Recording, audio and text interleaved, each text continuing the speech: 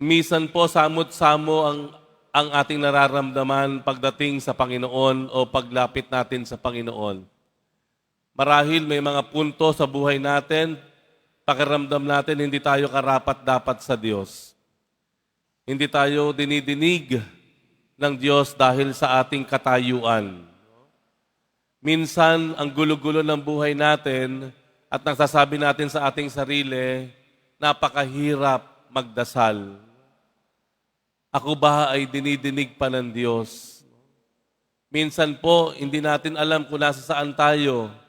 Nalilito tayo. Hindi na natin minsan maintindihan maging ang ating sarili. At tayo ay laging may katanungan sa Diyos. Ito yung mga pangyayari sa buhay natin. At ito ay bahagi ng realidad ng buhay ng tao.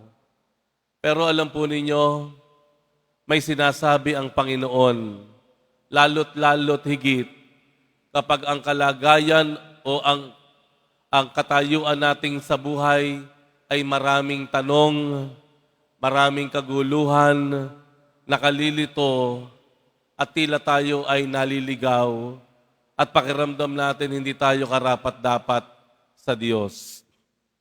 Tingnan natin yung Ebanghelyo.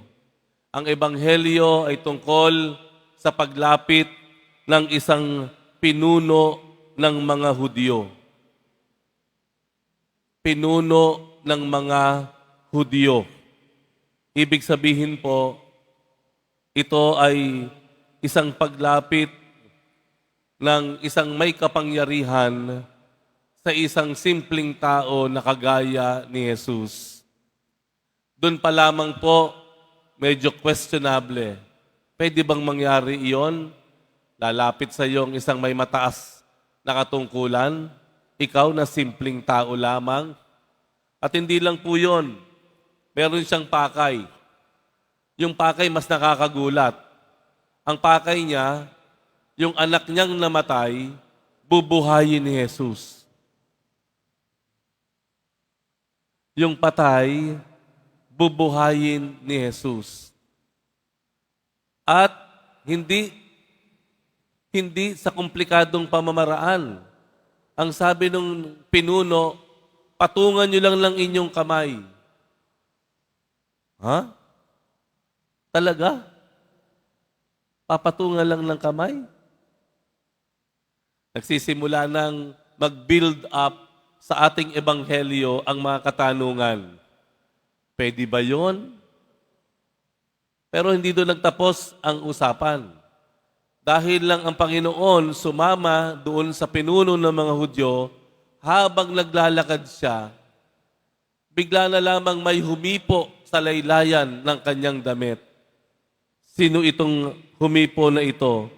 Ito ay babae na 12 taon na, 12 years na dinudugo.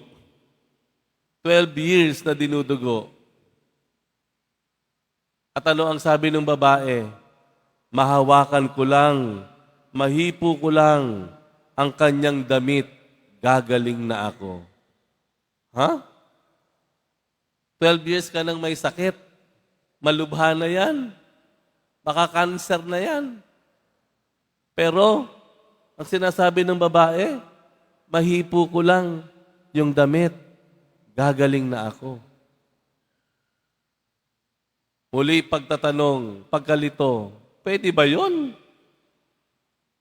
Ang hirap yata ng sitwasyon na yon. Pero ano nangyari? Instant healing ang tinanggap ng babaeng ito. Nakarating si Jesus doon sa bahay ng pinuno ng Hudyo. Pero pagdating doon, naglalamay na po. Naglalamay na. Mayroon na pong kumakanta na mga awitin sa lamay. Yun yung tradisyon doon kasi ng mga Hudyo, no? Meron na mga namimighati. Meron na mga nakikidalamhati, nakikiramay. At naroroon na sa bahay. Imagine nyo yung mga lamay sa bahay. Nandun yung mga kapitbahay, kaanak, halo-halo. Yun ang nadatna ni Jesus. Naglalamay na. yung mga tao doon. Pero ano sinabi ng Panginoon? Bakit kayo naglalamay? Hindi patay ang bata, natutulog lamang siya. Muli, isang sitwasyon na naman na nakalilito, nagtatanong tayo, gayon paman, sa bandang huli, tunay nga na ang batang ito na itinuring ng patay ng madla ay bumangon at buhay na buhay. Ano po sinasabi sa atin dito? Na ang Panginoon ay buhay na buhay at may angking kapangyarihan at karunungan, lalo't higit sa mga sandali ng ating buhay na marami tayong katanungan. Sa mga sandali ng ating buhay na parang gulong-gulo tayo. Sa mga sandali ng ating buhay na parang ang dami-dami nating iniisip. Doon, mas ipinapakita ng Panginoon ang kanyang kapangyarihan. Sa mga panahon at sandali na nagsasabi tayong hindi tayo karapat-dapat, mas higit ang Panginoon ang nagnanais at naghahangad na ipadama sa atin at ipaalam sa atin ang kanyang kapangyarihan. Bakit nga ba? Bakit nga ba kapag magulo ang buhay natin, kapag marami tayong pagkakamali, bakit nga ba mas lalo tayong lumalayo sa Diyos? Kapag batid natin yung mga nagawa nating pagkakamali ng lihim, kapag alam natin marami tayong naargabyado, kapag naalam natin marami tayong nagawang kasalanan, bakit ganon? Mas lalo tayong lumalayo sa Diyos. Mas lalo tayong hindi nagdarasal at nagsisimba dahil sinasabi natin sa ating sarili, hindi ako karapat-dapat. Bakit? Bakit mo sinasabi iyan?